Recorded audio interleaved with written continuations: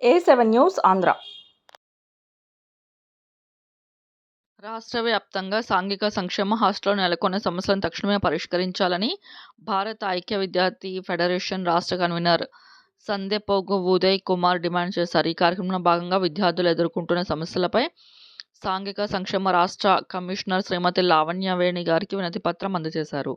ఈ యొక్క కార్యక్రమాన్ని ఉద్దేశించి వారు మాట్లాడుతూ రాష్ట్ర వ్యాప్తంగా సాంఘిక సంక్షేమ హాస్టల్లో డైట్ ఛార్జీలు దాదాపు 6 నెలలు గడుస్తున్నా మంజూరు చేయకపోవటం వల్ల హాస్టల్లో విద్యార్థులకు నైపుణ్యమైన భోజనం అందటం లేదని, కాబట్టి తక్షణమే పెండింగ్లో ఉన్న డైట్ ఛార్జీలను విడుదల చేయాలని, అదేవిధంగా పెరిగిన నేటి ధరలకు అనుగుణంగా విద్యార్థుల కాస్మెటిక్ ఛార్జీలు పెంచి పెండింగ్లో ఉన్న కాస్మెటిక్ ఛార్జీలను విడుదల చేయాలని డిమాండ్ చేశారు. సాంఘిక సంక్షేమ హాస్టల్లో వర్కర్స్ లేక విద్యార్థులే వర్కర్స్గా మారిన దుస్థితి రాష్ట్రంలో ఏర్పడిందని, తక్షణమే పెరిగిన ధరలకు అనుగుణంగా కాస్మెటిక్ ఛార్జీలు పెంచి విడుదల చేయాలని, అదేవిధంగా వార్డెన్ మరియు వర్కర్స్ పోస్టులను భర్తీ చేయాలని, శిథిలావస్థలో ఉన్న హాస్టల్ భవనాలు కూల్చి వాటి స్థానంలో ఆధునిక భవనాలు నిర్మించాలని, తదితర బడుగు బలహీన వర్గాల విద్యార్థుల విద్యాభివృద్ధికి రాష్ట్ర ప్రభుత్వం తోడ్పడాలని డిమాండ్ చేశారు.